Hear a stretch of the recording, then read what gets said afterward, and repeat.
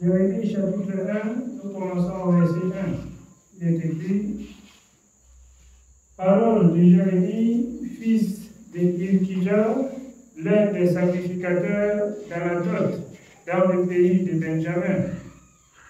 La parole de l'Éternel lui fut adressée au temps de Josias, fils d'Amon, roi de Juda, la 13e année de son règne, et au temps de Joachim, fils de Josias, roi de Juda, jusqu'à la fin de la 11e année de Sédécias, fils de Josias, roi de Juda, jusqu'à l'époque où Jérusalem fut emmenée en captivité au 5e mois. La parole de l'Éternel me fut adressée en ces mots: Avant que je t'eusse formé dans le ventre de ta mère, je te connaissais.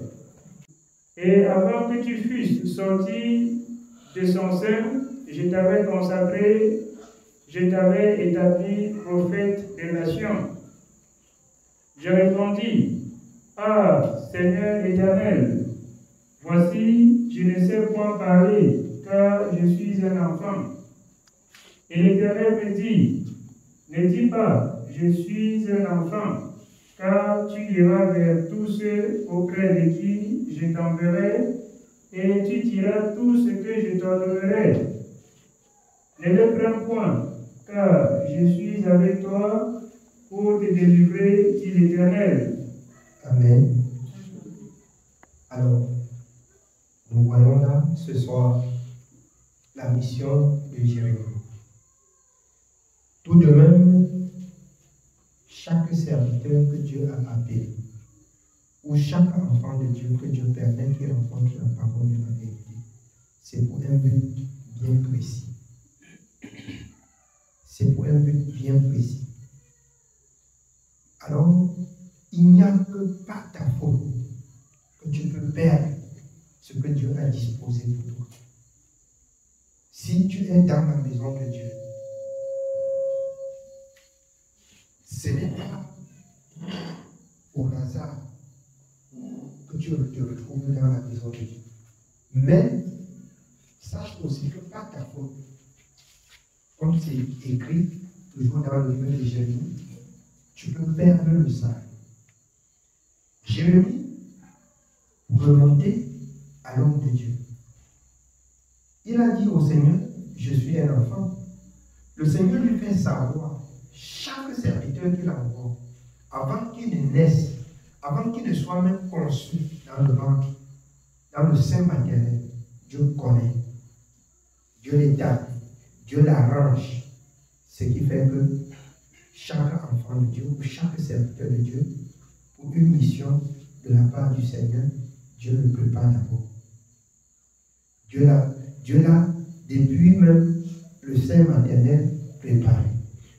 Ici, les hommes de Dieu qui établissent maintenant par intérim des serviteurs, c'est sur l'ordre et sur l'inspiration du Saint-Esprit. Il y a là une différence entre ceux-là que Dieu a appelés et ceux-là qu'on peut établir de prendre soin du troupeau. Mais pendant ce temps, il y a une personne que Dieu choisit, si bien que s'il y a d'autres serviteurs même par intérim, par lui, à cette époque, Dieu fait comprendre ce qui va arriver sur l'Église, afin que personne ne soit orgueilleux. Vous voyez, l'orgueil du peuple fait périr le peuple. C'est qu'avec Moïse, Dieu a parlé, Dieu a pris l'esprit qui était sur Moïse pour le prendre sur d'autres. Mais personne n'avait la fonction de Moïse. Même quand il a pris l'esprit qui était en Moïse pour le prendre sur les 70 autres, personne n'avait la capacité de porter ce que Moïse portait. Alors, chaque enfant de Dieu doit obéir à Dieu pour connaître ce qu'il doit faire dans la maison de Dieu. On ne parle pas le super homme de Dieu. Je vais vous dire, ce n'est pas parce que je suis debout. Je peux être debout comme ça que parmi vous, il y a quelqu'un qui a reçu plus que ce que Dieu m'a accordé. Mais c'est dans l'obéissance que Dieu va démontrer et que Dieu doit éclore cela. Il ne faut pas que l'orgueil prenne le peuple de Dieu. C'est dans l'obéissance que Dieu doit faire éclore des capacités qu'il a mis en celui-là. Je crois que je me fais bien entendre. Afin que, qu'on soit enfant de Dieu, qu'on soit serviteur de Dieu, qu'on sente que devant Dieu, on n'est rien. Parce que quand Dieu, par la suite, aux apôtres, les fait savoir quand quelqu'un a un don, c'est pour édifier l'Église, tous les saints de Dieu. Afin qu'on comprenne aussi, quand on a reçu de Dieu, il n'y a pas de limites pour exercer le ministère. Sachez que dans le monde entier, il y a nos frères quelque part. Nous devons travailler par l'Esprit afin que quand nous allons rencontrer nos frères, que Dieu atteste lui-même, ou l'Esprit de Dieu en nous atteste que celui-ci est de Dieu. Car dans Jean 8, ceux qui sont de Dieu écoutent la parole de Dieu et se soumettent à la volonté de Dieu. Je vais vous faire savoir, l'apôtre Paul, avec le Seigneur Jésus, alors n'a pas eu les mêmes appels que les Pierre et tous les autres apôtres. Alors, ce que je vais vous faire savoir, c'est que c'est quand le Seigneur est mort et ressuscité qu'il a saisi Paul. C'est pas ça? Mais Paul étant saisi par le Saint-Esprit, n'a pas fait cette démonstration de puissance pour démontrer qu'il est plus fort que les uns ou les autres. Mais il se soumit à l'obéissance et à l'écoute. C'est après 14 années qu'il se retourne vers ceux-là qui étaient plus considérés pour qu'il examine la doctrine que Paul portait pour voir si ça venait de Dieu. C'est pas ça? Ils ont pris le temps d'examiner. C'est pourquoi il est écrit même dans 1 Jean qu'on examine tout esprit qui nous parle. Les enfants de Dieu, aujourd'hui, du fait qu'ils ont eu un songe et qu'en journée, la chose se présentait, ils sont prophètes. La chose se montrait comme ça se montrait, ils sont prophètes. Et c'est comme ça qu'on se laisse emporter par l'orgueil.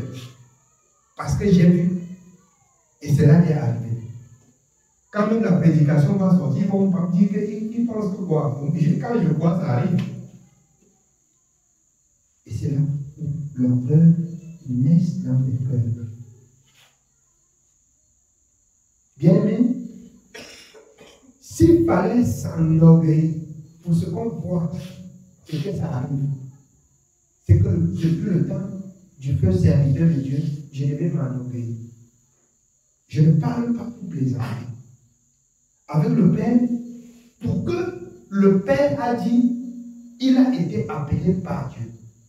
Dieu lui est parlé. Et par rapport à ce que Dieu m'a montré, Dieu a montré au Père et le Père a attesté. Ce que Dieu m'a montré, Dieu lui a montré. Quand je dis certaines choses, ce sont des choses qu'il a déjà reçues. Mais ce n'était pas là le problème. Pour qu'on vienne à l'assemblée dire pour que vous voyez. Parce que ce n'est pas vous qui examinez les serviteurs. Le serviteur de Dieu a joué son rôle. Il a joué son rôle. Je prends ici Jérémie. Alors, j'ai entendu les autres s'enorgueillir qu'ils sont serviteurs jusqu'à ce n'est même pas le serviteur d'Assi qui les a établis. Le serviteur d'Assi n'était pas là pour établir les serviteurs. Mais le serviteur d'Assi était là pour accomplir parfaitement l'œuvre de Dieu, pour laquelle il avait reçu la mission de porter. Si vous avez reçu l'appel et que Dieu n'a pas dit au serviteur d'Assi que vous avez reçu l'appel, certainement ça peut être vrai, mais à son nom, Dieu n'a pas dit. Et si c'est vrai, ça va se faire connaître. Si c'est vrai, ça se fait connaître. Vous les reconnaîtrez à leurs œuvres. Ce n'est pas dans le bruit qu'on reconnaît un envoyé de Dieu.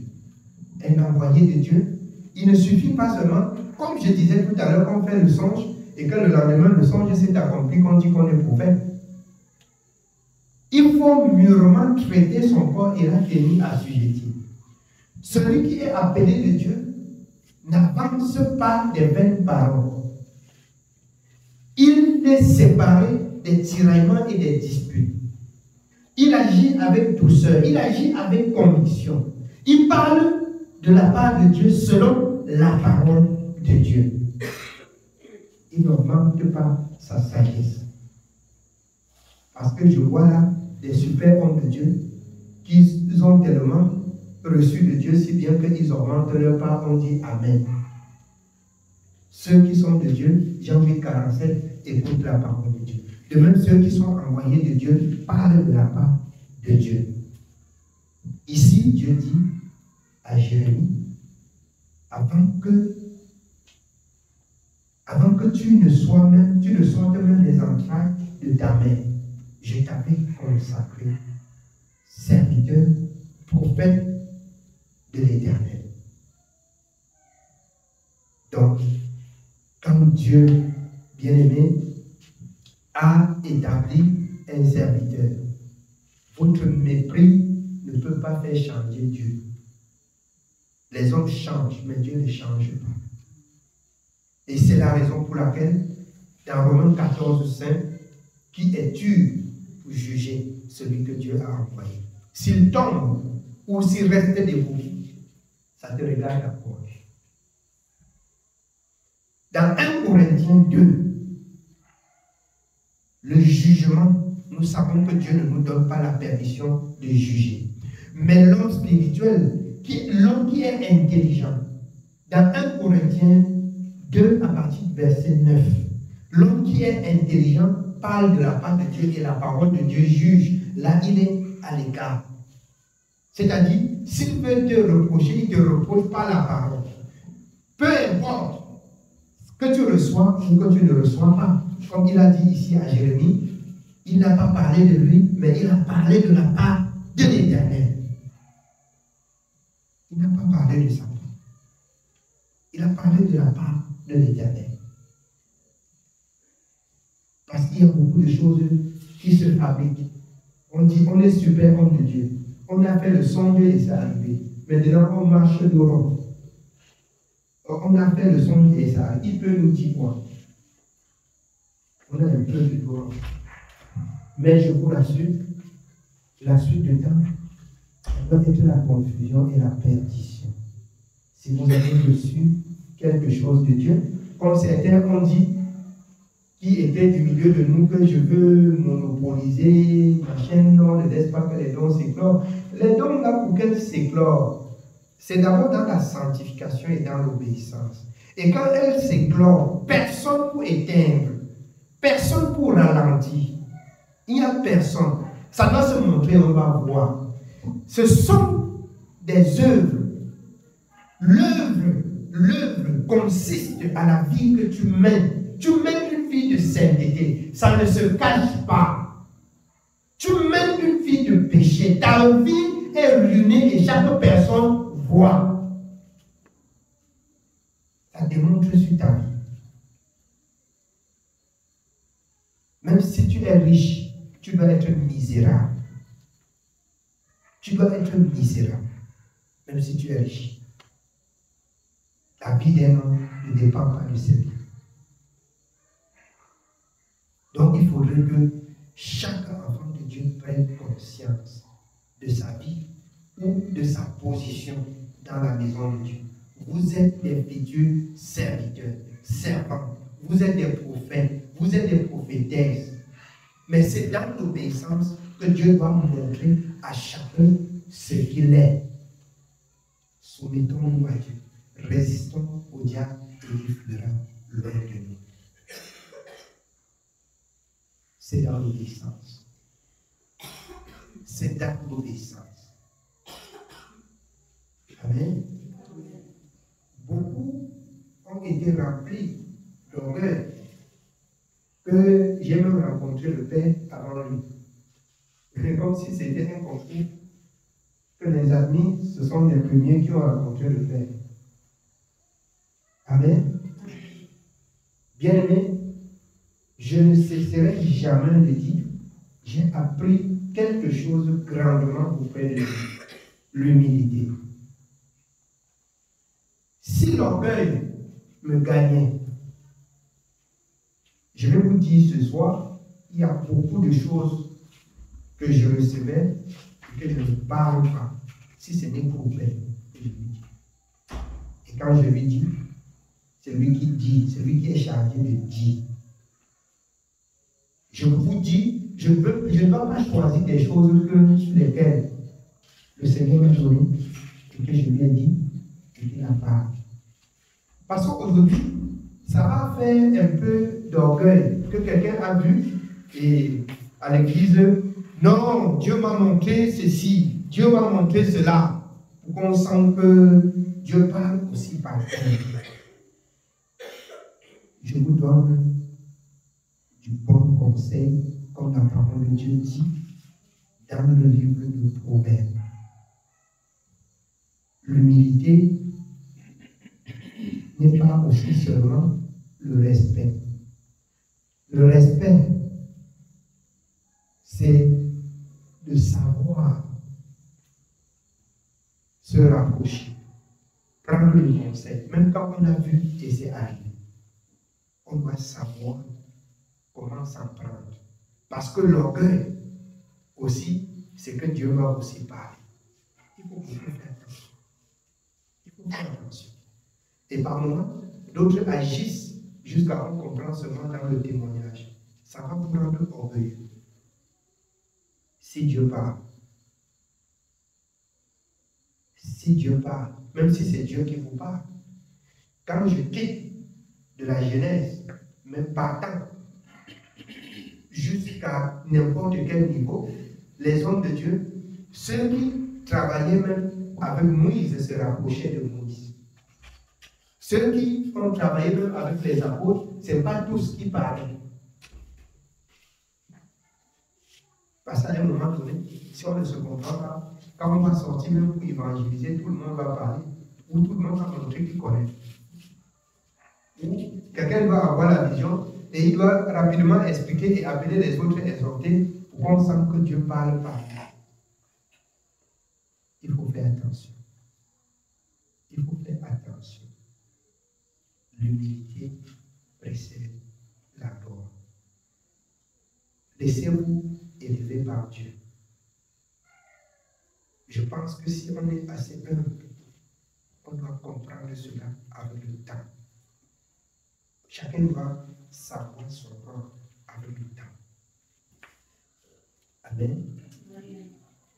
Jérémie a été choisi par Dieu, mais il refusait même de parler de la part de Dieu parce qu'il sentait qu'il était tout petit et il voyait devant lui les plus grands. Dieu a dit, c'est toi que j'ai choisi. Ce qui fait que le lendemain, Dieu peut choisir un tout petit enfant, comme Jephthé, et par lui, vous n'allez pas empêcher que ce que Dieu a mis en lui s'accomplisse. Vous essayez d'empêcher, vous allez écoper. Vous ne pouvez pas empêcher. Il y a eu des serviteurs à l'âge de 8 ans, 13 ans, 12 ans. Et ça se faisait sur l'ordre, sur l'appel de Dieu. Et Dieu faisait voir et Dieu faisait entendre. Je voudrais nous exhorter ce soir qu'on soit assez humble.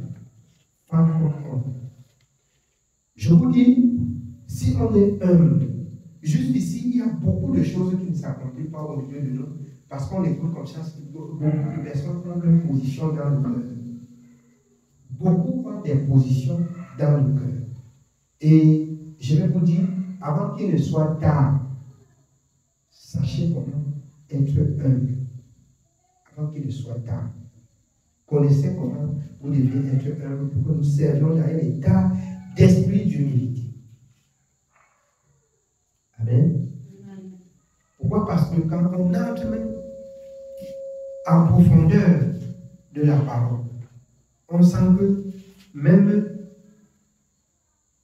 vous prenez ce que vous recevez, c'est vrai, mais l'humilité vous fait perdre, l'orgueil vous fait perdre le fil.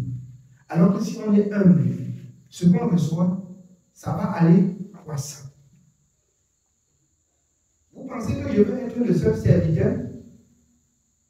Comme d'aucuns ont cru que être serviteur, quand j'avais expliqué même après comme ce que Dieu m'avait montré, d'aucuns ont vu que je devais directement leur déstabiliser.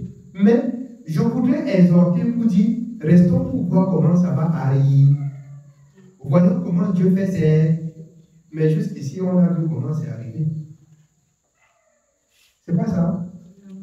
Dieu me faisait déjà voir ce qui m'attendait. On a vu comment ça arrivait.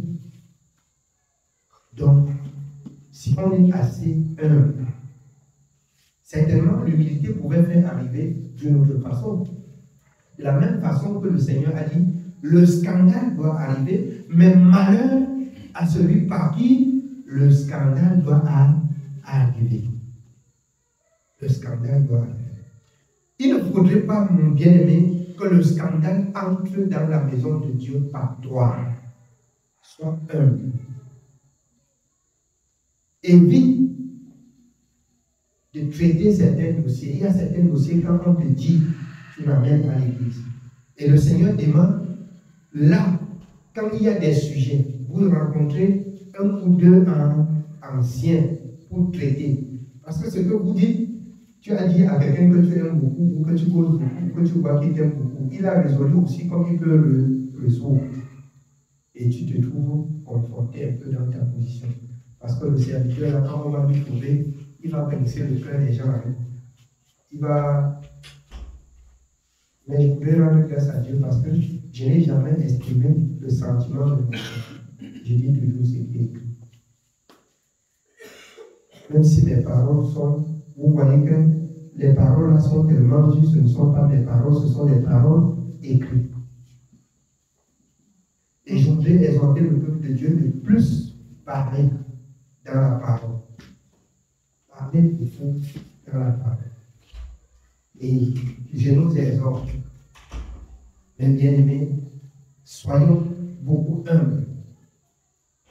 Et le Seigneur va faire du milieu de son peuple des serviteurs et des servants. Amen. Oui, bien-aimés, on continue avec Jérémie.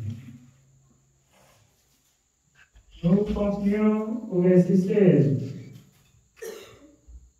Je prononcerai mes jugements contre eux à cause de toute leur méchanceté, parce qu'ils m'ont abandonné et ont offert de l'encens à d'autres dieux, et parce qu'ils se sont prosternés devant l'ouvrage de leurs mains. Il dit ici, par Jérémie, qu'il doit traiter le peuple parce que le peuple l'a abandonné et suivre d'autres dieux. Mais il fallait une personne par qui Dieu doit avertir le peuple. Et vous voyez, si le peuple, chacun est confiant que Dieu lui parle, celui dont Dieu a choisi ne peut pas parler comme comprendre. C'est pas ça. Ça fait donc la perdition du peuple. Il dit à Jérémie, tu vas les parler. Et si chacun a sa position dans le cœur, si Dieu parle à chacun, vous voyez que, bien aimé, la chute doit être tellement grave. Parce que chacun sent que Dieu lui parle. Jusqu'à quand Dieu va même parler, avertir même par son nom, on ne va pas comprendre ça. Parce que Dieu parle à chacun. J'ai pris le cas de Miché ici, avec les rois du monde. Mais Miché étant aussi sage, on lui dit tous les autres prophètes ont prophétisé du bien pour le roi. Et toi aussi, fais attention. Il faut prophétiser ce que le roi va bien comprendre. Bien aimé, on vient de corrompre sa pensée, son entendement. Il dit, ok, vous allez gagner.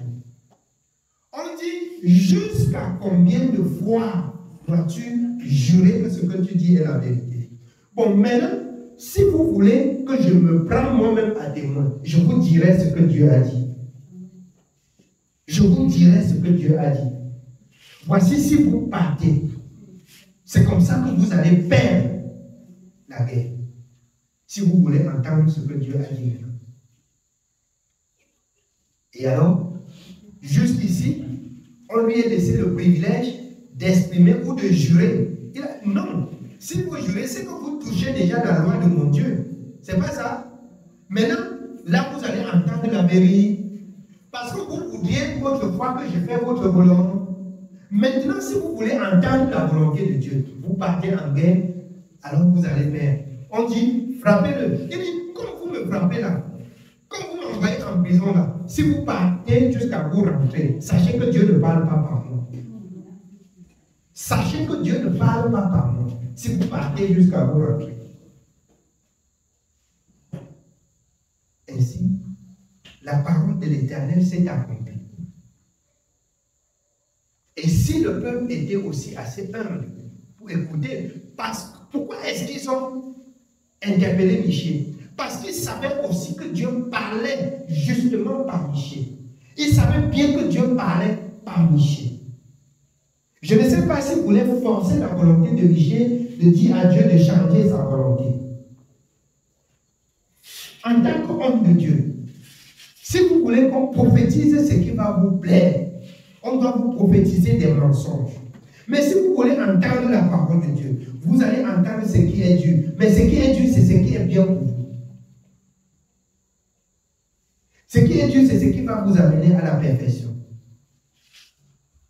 Beaucoup de personnes ont fait la guerre parce que, comme j'ai entendu, la doctrine que je tiens n'est plus celle que le Père tenait. Mais je ne vois pas la vie. J'ai quitté la ligne de la parole. Et je voudrais encore, juste ici au milieu de nous, vous demander, je vous prie, que si je laisse de dire ce qui est écrit, dites-moi que tu es entré au champ. Je vais être assez humble pour m'abaisser. Mais si vous détestez que c'est ce qui est écrit, sachez que vous êtes en train de vous diriger vers la mort. Vous dirigez vers la mort. Ils aimaient qu'on prophétise ce qui leur plaît. C'est ainsi que Michée a eu beaucoup de problèmes au milieu du peuple. Donc, si l'orgueil entre un peu, vous allez voir, à un moment, quand je vais parler là, vous allez vous asseoir comme ça, dire qu'il chante quoi là-bas, il finit vite, il arrête. Mais si vous aimez Dieu, vous allez aussi vous abaisser et que la parole de Dieu s'accomplit. On ne sert pas Dieu dans l'obscurité. On ne sert pas Dieu dans la rébellion. On ne sert pas Dieu dans les murmures.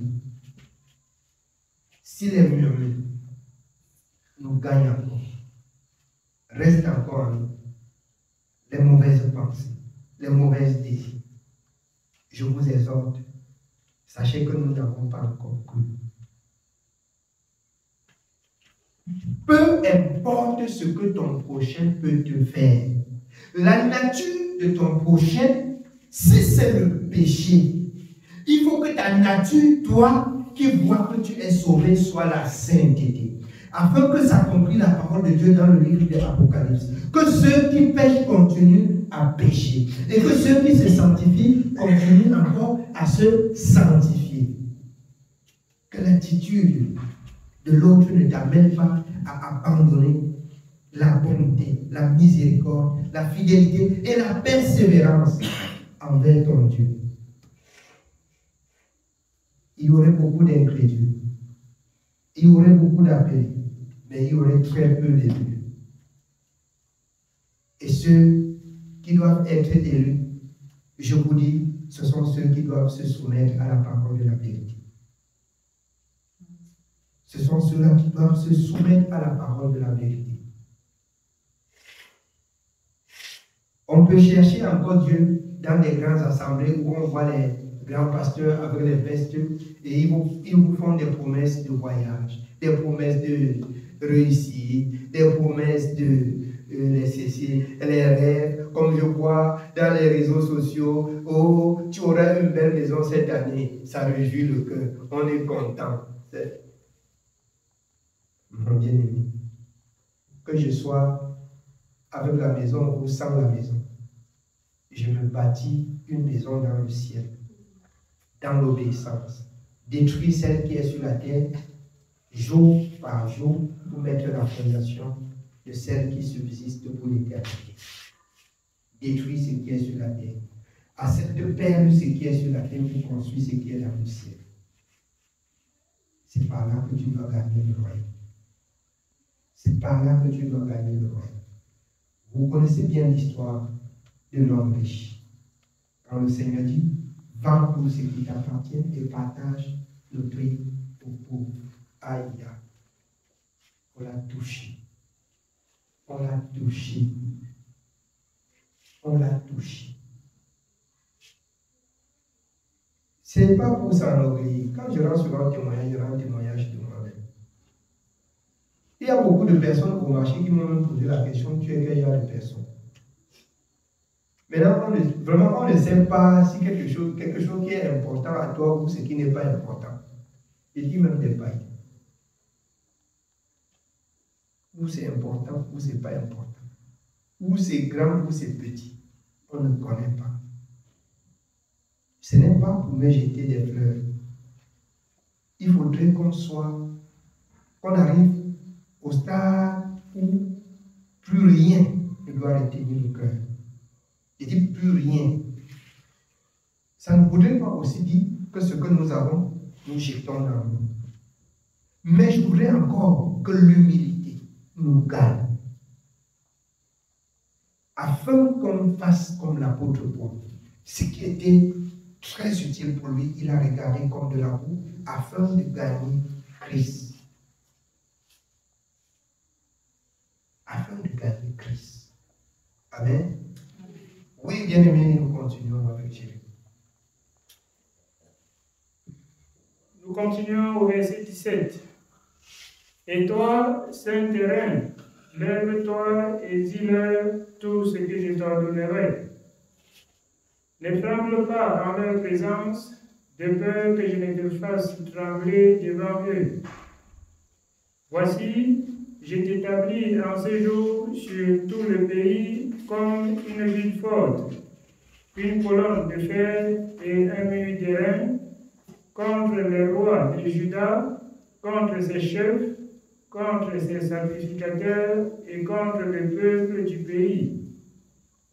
Ils te feront la guerre, mais ils ne te vaincront pas. Ça, c'est le peuple de Dieu.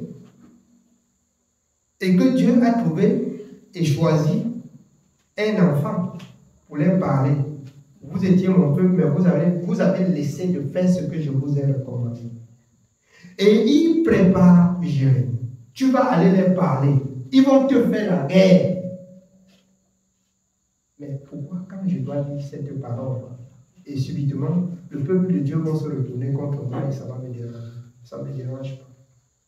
Donc on peut croire que je dis pour réclamer le respect. Je ne réclame pas le respect. C'est quelque chose que j'étais préparé, que ça doit arriver. Et être aussi enfant de Dieu, il faut avoir cet état d'esprit préparé, qu'on va te faire des guerres. Que ce soit ta femme, que ce soit tes proches, on va te faire la guerre. Mais, avec la parole, si tu persévères dans la parole de la vérité, personne pour te vaincre. Personne pour te vaincre. Si tu reviens à être vaincu, c'est que tu n'as pas obéi à la parole de la vérité. C'est que tu n'as pas obéi à la parole de la vérité. C'est que tu as laissé la parole de la vérité. Ils vont te faire la guerre, mais ils ne te vaincront pas. Ils ne te vaincront pas. Quand je lève mes regards, quand je lève mon regard comme ça, au milieu du peuple de Dieu, même ceux-là qui font la guerre, on m'a dit que je ne suis pas les gens, mais je voudrais crois, si quelqu'un a réussi et que je suis sur la mauvaise voie, Dieu va faire savoir. Dieu va me faire savoir. Je ne vois pas. Je ne vois pas encore. Parce que quand on est sur la bonne voie, les mauvaises paroles disparaissent. La mauvaise pensée disparaît. Alors, les œuvres témoignent. L'amour, la persévérance, la fidélité. C'est ça qui témoigne. Bien-aimé, votre persévérance, votre amour, votre confiance envers Dieu. Quand je regarde un peu de partout, c'est la guerre, c'est le mépris, c'est le rejet, même s'il fallait encore reconstruire, même s'il fallait encore se rencontrer, l'autre va t'embrasser comme ça en mettant le poignard sur ton dos. Ce n'est pas dans cet état qu'on peut servir Dieu et entrer dans le royaume de Dieu. Le fait aussi de créer la distance entre toi et ton prochain, c'est de donner la possibilité à chaque personne, selon 2 Corinthiens 13:5, de s'examiner, de faire la paix. Si le problème c'est toi, tu fais la paix avec Dieu. Et pendant ce temps, l'autre personne de l'autre côté, si le problème c'est lui, il fait la paix avec Dieu. Et vous voyez, si tu es en paix avec Dieu, l'autre est en paix avec Dieu. Ceux qui recherchent la paix se retrouvent dans la paix. Mais les guerriers, ils vont se retrouver toujours en guerre. Ceux qui font la paix, Dieu va aussi bien les reculer pour les garder du mal. Ah, c'est vrai. Ça, c'est la parole de Dieu. Ça, c'est Jean 3, à partir du verset 13. Alors, pour les messagers de paix, ils montrent leurs œuvres par la douceur de la sagesse. Par la douceur de la sagesse. Mais ceux qui font la guerre, Dieu va continuer à t'éloigner de ceux qui font la guerre. Ceux qui recherchent la paix, ils sont des messagers de paix et c'est ainsi que Dieu réunit ceux qui font et qui recherchent la paix. C'est ça la parole du Seigneur. Oui, bien aimé. Au verset 19. Ils te feront la guerre, mais ils ne te vaincront pas, car je suis avec toi pour te délivrer, dit l'Éternel. Je suis avec toi pour te délivrer, dit l'Éternel. Peu importe ce qu'on peut tripatouiller sur toi, bien-aimé, comme l'apôtre Paul dans 1 Corinthiens 4, garde-toi toujours de faire ce que Dieu a dit. Ils vont faire même le poison, mais le Seigneur ne permettra pas que tu en manges. Même si tu revenais à manger, le Seigneur aussi doit accomplir sa parole dans le livre de Marc. Vous allez manger quelques breuvages mortels, elle ne vous fera aucun mal, mais le Seigneur vous en délivrera. On ne dit pas que vous voyez le poison, vous mangez. On parle de ce qu'on peut cacher pour vous donner, mais l'Éternel ne permettra pas que ça vous tue. Il ne permettra pas. Soit d'une ou d'une autre manière, il verse. Soit d'une ou d'une autre manière, il dégage ça de votre ventre. Dieu a tout le pouvoir pour délivrer ceux qui obéissent à sa parole. Ça là, ça relève seulement de l'obéissance. Obéissez à la parole de Dieu et Dieu va défendre votre cause. Devant chaque injustice, obéissons à la parole de Dieu. Et Dieu va défendre notre cause. Amen. Oui, bien aimé. Continuons au chapitre suivant. Nous continuons dans Jérémie chapitre 2, verset 1. La parole de l'Éternel me fut adressée en ces mots. Va et crie aux oreilles de Jérusalem. Ainsi parle l'Éternel. Je me souviens de ton amour lorsque tu étais jeune, de ton affection lorsque tu étais fiancé, quand tu me suivais au désert, dans une terre inculte. Israël était consacré à l'Éternel, il était les prémices de son revenu. Tous ceux qui en mangeaient se rendaient coupables, et le malheur fondait sur eux, dit l'Éternel. Tous ceux qui s'attaquaient à Israël se rendaient coupables, et le malheur fondait sur eux. Le malheur fondait sur eux. Bien aimé, c'est aujourd'hui que je faisais voir à la bien-aimée. Il y a des trucs que je connais ça, les passeports. J'avais fait un contrat verbal avec celui qui produit. Quand il venait de prendre la machine, j'ai dépensé des centaines de mille pour que la machine marche. On avait fait ce contrat verbal qui devait venir me livrer, même si quelqu'un d'autre va prendre, on va prendre que chez moi. Je vous dis, à un moment donné, elle m'a troublé jusqu'à la soeur a dit que si c'était elle-même, c'est qu'elle aurait coupé même le contact. Mais il m'a troublé avec comme ça. J'ai laissé. Je n'ai pas parlé. Les seuls moments que je lui parle, je lui ai dit en parabole la dernière fois, avant que la machine ne tombe même en panne. Quand une femme débouche et elle va partout, quand le malheur lui arrive, il ne sait de quel côté ça sort et il ne sait pas comment le résoudre.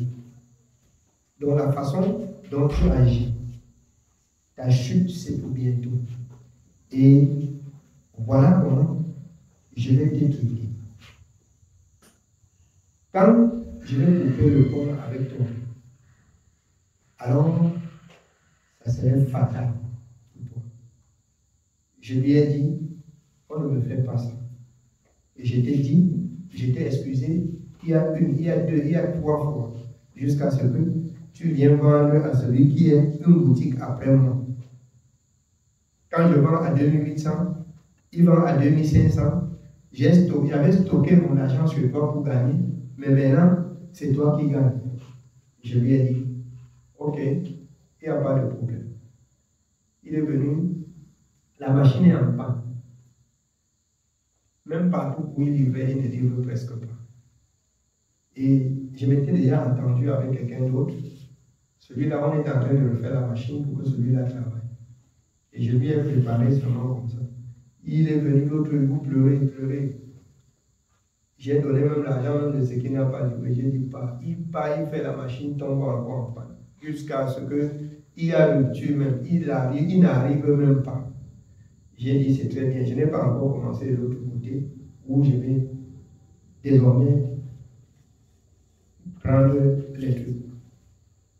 C'est samedi, il est venu, je lui ai dit, tu as livré quoi pour venir chercher l'argent? Il dit que donc les gens qui n'ont pas travaillé n'ont pas pu aussi droit de manger.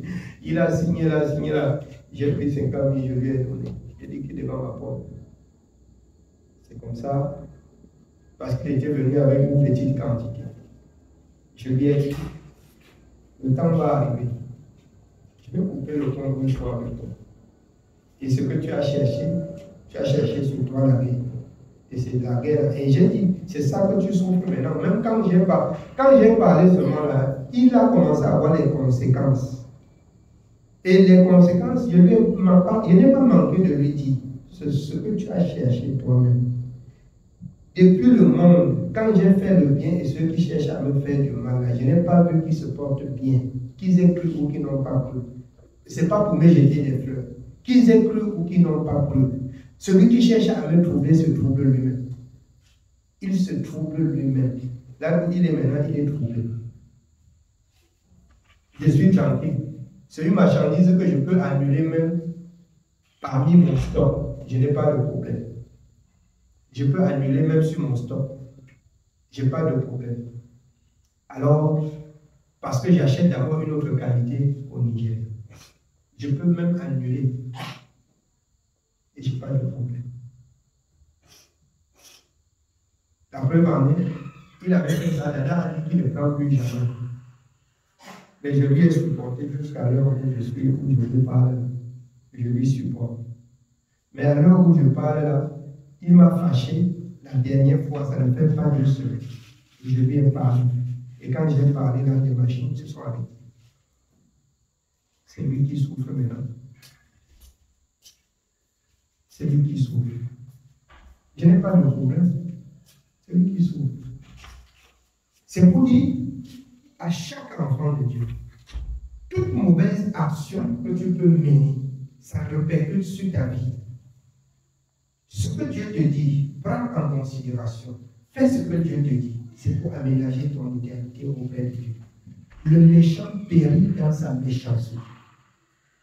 Voilà le résumé de ce que je veux qu'on comprenne. Alors, Dieu rendra à chacun selon ce qui est son cœur. Selon ce qui est son cœur.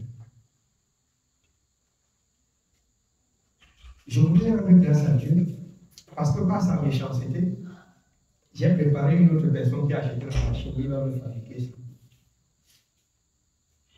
La machine, je pourrais, si je voulais même acheter 2 machines de ça, même si c'est combien, ça ne me coûte rien. Ça ne me coûte rien d'acheter. Mais j'ai arrangé une personne qui doit acheter, il doit me travailler sur ça. Et j'ai dit à la personne comment il doit fonctionner. La personne a dit tout ce que tu me dis parce qu'on m'a déjà parlé de toi. Je ne veux pas avoir les problèmes avec toi. Tout ce que tu me dis, c'est ce que je veux faire. Je peux lui parler, il me dit, tu n'as pas besoin de ça. On va parler de toi, même très long, très long. Je ne veux pas avoir des problèmes avec toi. Je veux faire comme tu dis. La dernière fois même, j'ai dit qu'il y a quoi qui m'a fait dans l'argent. Il a dit non, je ne prends pas. Quand ça va être prêt, tu donnes l'argent, on achète des choses. On analyse ça ensemble, on fait le prix ensemble. Ce que tu gagnes un peu, je gagne un peu. Ce que tu dis qu'on travaille, on travaille. Ce que tu ne dis pas qu'on travaille, la machine s'arrête. J'ai dit, si tu es fidèle dans ton contrat, moi je n'écris rien. Si tu es fidèle dans ton contrat, tu vas gagner. Si tu n'es pas fidèle, c'est toi qui vas emporter la paix. Ton contrat est verbal. Et c'est comme ça que j'ai l'habitude de faire mes contrats verbal. On dit, si tu changes, c'est ton problème. C'est toi qui vas écouter. Amen. Les paroles. Nous comprenons pourquoi Dieu demande de ne pas prononcer des paroles vaines. Les contrats verbaux ne venaient pas mal. Elles sont considérées devant Dieu plus que ce qui est écrit. Parce que ce qui est écrit, c'est pour les hommes. Mais ce qui est verbal, c'est ce que Dieu a enregistré. Elles sont considérées plus que ce qui est écrit. Ce qui est écrit, c'est sur la confiance des hommes. C'est sur le jugement des hommes. Mais ce qu'on a dit là, c'est sur le jugement de Dieu. C'est verbal. L'homme doit juger sa part et condamner avant que ça arrive devant Dieu pour que Dieu voit. Pour qu'on essaye de voir ce qui a été écrit dedans, ce qu'on s'était accordé dedans. Mais ce qu'on s'est dit qu'on va faire, c'est écrit là-bas. C'est écrit là-bas. Si je vous ramène dans le livre de l'Ecclésiaste, vous allez comprendre pourquoi il dit n'ouvre pas rapidement ta bouche pour faire des vœux devant l'Éternel. Il n'aime pas les insensés. On prend des engagements et qu'on n'honore pas. Dieu n'aime pas cela. Donc, ce qui sort de ta bouche là, bien aimé, tiens bien. Quand tu as dit, même si tu as dit à quelqu'un, il fait comme il a oublié. Fais attention. Parce que moi, j'aime beaucoup éprouver. Quand tu dis là, il fait même comme il n'a pas compris. Tu dis l'autre, il fait comme il n'a pas compris. Le lendemain, tu fais, c'est bien. Tu ne fais pas, c'est ton problème avec Dieu. Ça ne me regarde pas. Ça te regarde avec Dieu. Quand tu dis là, tu dors pas. Ce n'est pas dans le songe que tu dis. Tu dis que je dois venir à te rappeler. Toi-même, tu vas te rappeler. L'oubli là, c'est un esprit. Je vous dis en toute vérité. Priez Dieu que Dieu ne vous donne pas. Que Dieu vous délivre de l'esprit d'oubli. Si vous dites souvent et que vous oubliez, c'est un esprit. Ça ne marche pas avec Dieu. Si tu dis, je vais faire ceci, après tu ne le fais pas, c'est une clé que tu as mise sur ta vie. C'est un cadenas fermé que tu as mis sur ta vie. Ne prononcez pas des paroles vaines. Soyez juste dans toute votre conduite. Dites et faites ce que vous avez dit.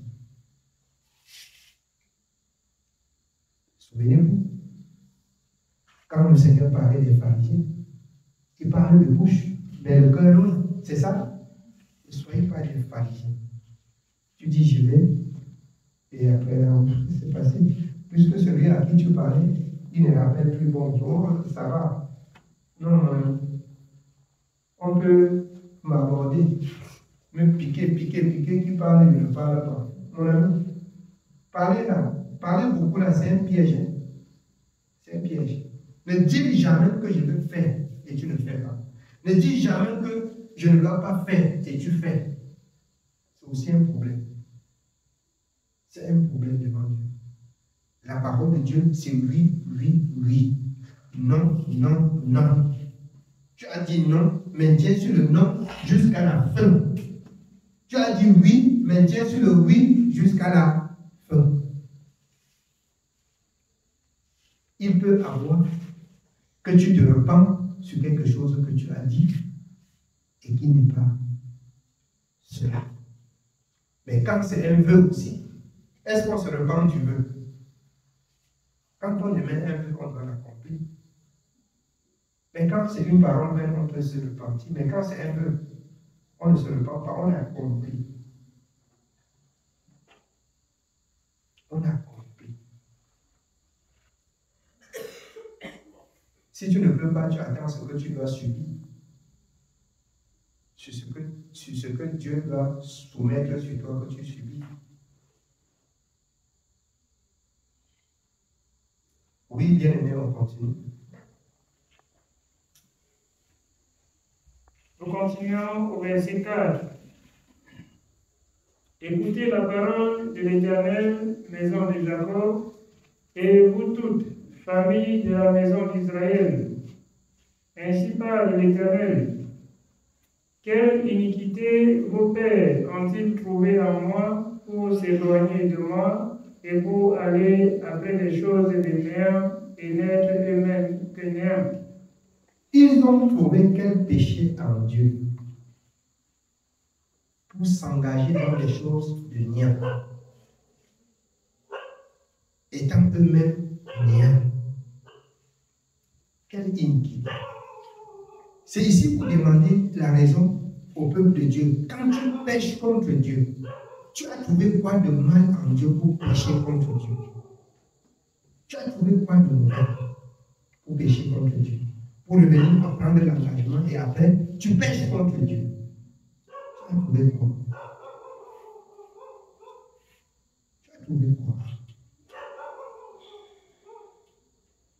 La parole, elle n'est pas très difficile pour la mettre en pratique.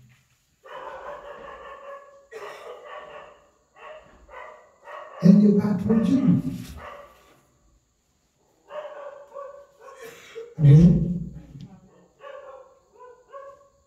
Que le Seigneur nous accorde la grâce de garder la parole de la vérité. Amen. Oui, bien. Nous sommes au verset 6. Ils n'ont pas dit, où est l'Éternel qui nous a fait monter du pays d'Égypte, qui nous a conduits dans le désert, dans une terre aride et pleine de fosses, dans une terre où règne la sécheresse et l'ombre de la mort, dans une terre par où personne ne passe et où n'habite aucun homme. Je vous ai fait venir dans un pays semblable à un verger pour que vous en mangiez les fruits et les meilleures productions. Mais vous êtes venus et vous avez souillé mon pays et vous avez fait de mon héritage une abomination. Les sacrificateurs n'ont pas dit, où est l'Éternel? Les dépositaires de la loi ne m'ont pas connu. Les pasteurs m'ont été infidèles, les prophètes ont prophétisé par Baal, et sont allés après ceux qui ne sont d'aucun secours.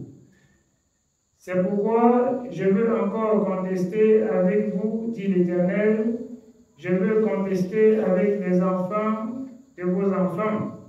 Dieu conteste. Quand il entre en contestation avec nous, c'est lorsqu'on a oublié les paroles de la justice. Et quand Dieu entre en contestation avec toi, tu commences à avoir chaud. La paix te quitte, le repos te quitte, la misère t'envahit. Quand tu entres en contestation avec Dieu, surtout quand tu as trouvé le Dieu créateur, quand tu as rencontré le Dieu créateur. C'est beaucoup de risques aussi et beaucoup de bien quand on rencontre le Dieu créateur. C'est beaucoup dangereux et c'est aussi beaucoup bien pour ceux qui honorent Dieu. Pour ceux qui n'honorent pas Dieu, c'est aussi beaucoup dangereux quand on a rencontré le Dieu véritable. Je vous le dis ce soir, c'est très dangereux quand on a rencontré le Dieu véritable. C'est aussi très bien pour ceux qui l'honorent selon sa parole. Quand on a rencontré, on ne l'honore pas selon sa parole. C'est dangereux, c'est risquant. Écoutez bien ce soir. C'est risquant. C'est très dangereux. Quand on l'a rencontré, on doit se soumettre à sa volonté. Amen. Oui, bien. Nous continuons au verset 10. Passez aux îles de Kittim et regardez. Envoyez quelqu'un à Kedar, observez bien et regardez s'il y a rien de semblable. Y a-t-il une nation qui chante de ses dieux, quoiqu'il ne soit pas de Dieu? Et mon peuple a changé sa voix contre ce qui n'est d'aucun secours.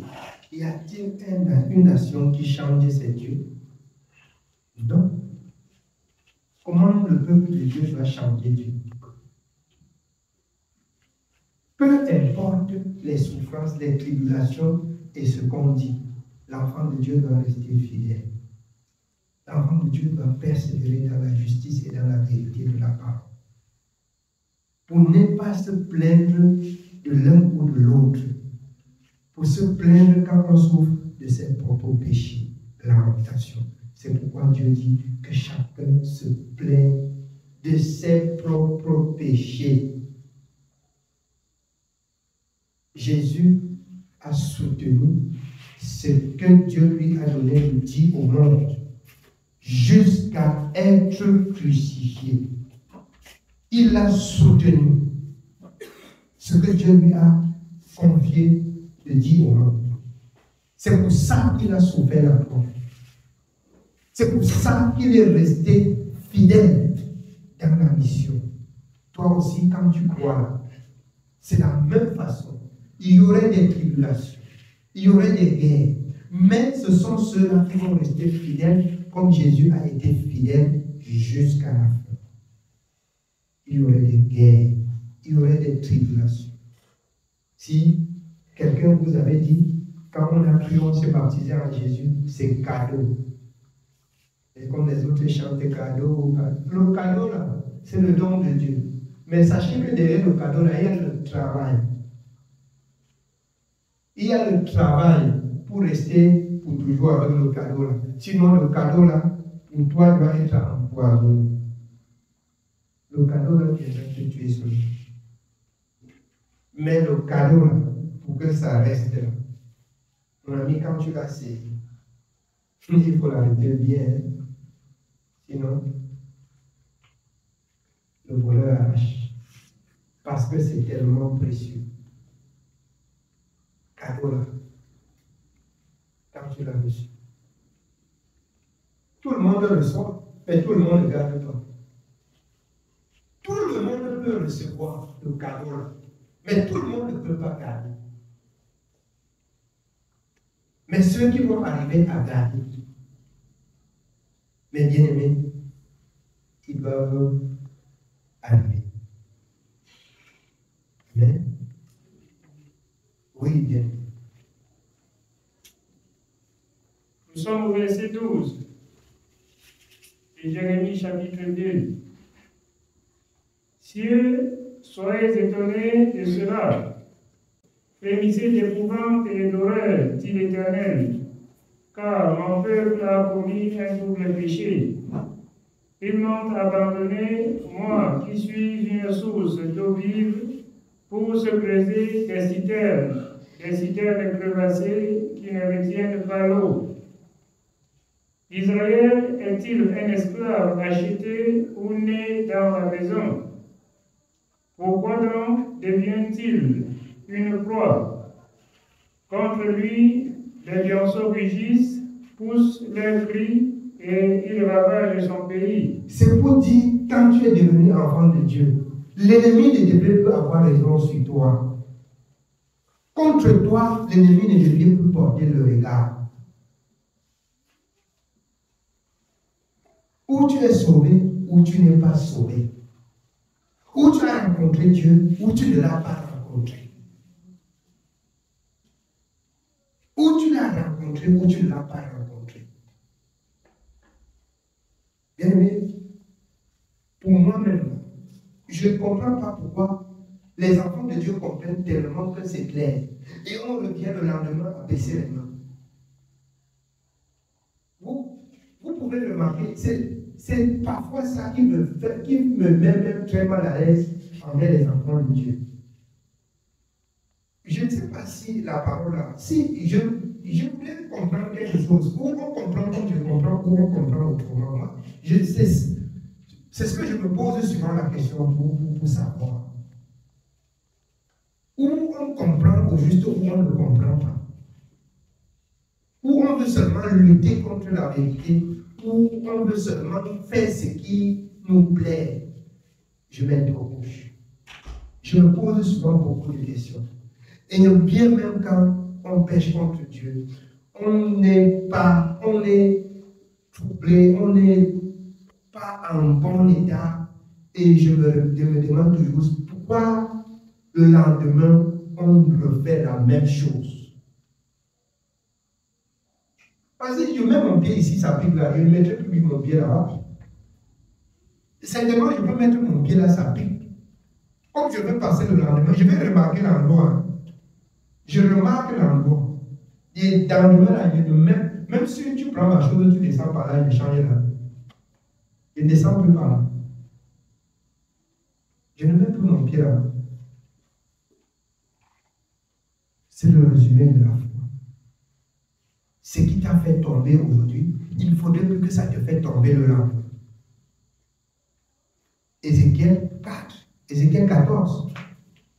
Ils portent leur regard. Ils retiennent dans leur cœur ce qui les a fait tomber. Et l'Éternel est comment? Il se souvient et il châtie. Quelque chose qui t'a fait tomber et ton œil est toujours là-bas. Ça, c'est pour les insensés. Ça, c'est pour les ignorants. Ça, c'est pour les vendus au péché. Ça, c'est pour les vendus au péché. Les gens vont confesser même quelque chose, même 5 fois. Et on revient toujours à le prendre. Non, tu es vendu au péché. Tu es vendu au péché. La parole de Dieu dit dans le livre de Proverbes, dégage-toi comme la gazelle. C'est pas ça? Dégage-toi. Amen. Oui, bien aimé. Nous sommes au verset 15. Contre lui, les lionceaux rugissent, poussent leurs cris et ils ravagent son pays. Ses villes sont brûlées, il n'y a plus d'habitants. Même les enfants de Noch et de Tapanès te briseront le sommet de la tête. Cela ne t'arrivera-t-il pas parce que tu as abandonné l'Éternel, ton Dieu, lorsqu'il te dirigeait dans la bonne voie? Et maintenant, qu'as-tu à faire d'aller en Égypte pour boire l'eau du Nil? Qu'as-tu à faire d'aller en Assyrie pour boire l'eau du fleuve? D'autres souffrent comme ça jusqu'à dire c'est mieux que j'aille encore dans le monde consommer ce que je consommais. C'est-à-dire reprendre ta mauvaise vie. C'est ça? Jusque-là, tu n'auras pas la paix. Il serait mieux que je me retourne dans le monde pour faire ce que je faisais. On ne coûte pas la fin si on tourne encore là-bas. Tu vas mourir. Ça va te prendre. Ça va te détruire. La parole de Dieu dit, au lieu de le connaître et de faire comme si on ne l'a pas connu, il vaudrait mieux pour toi qu'on attache un beau moule de moulin comme ça, on te jette dans l'eau, tu restes en bas, là, tu péris. Quand tu l'as connu, et tu fais comme si tu le connais. Bien aimé, quand tu l'as entendu, tu as entendu.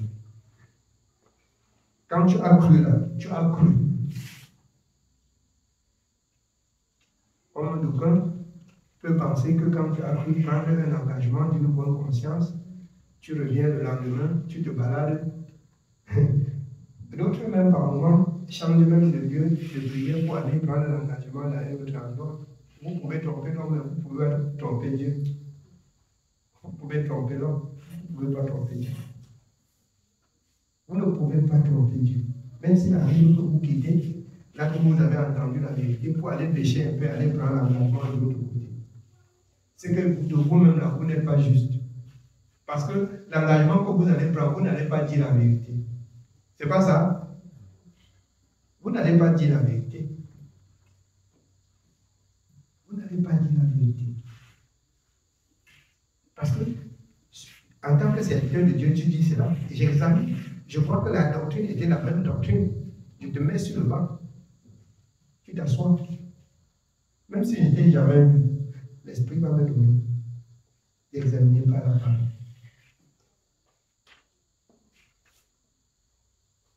Tu t'assois. Tu vas voir que tu as confessé jusqu'à... Tu confesses, tu quittes ça pour prendre un autre engagement. Si tu vas venir à l'église, là, tu vas t'asseoir au sol derrière moi. Donc, bien, quand on a pris l'engagement d'une bonne conscience, tu viens me tromper. Tu ne peux pas tromper Dieu. Ça peut passer inaperçu devant les yeux, mais devant Dieu. Et si Dieu veut, il le fait.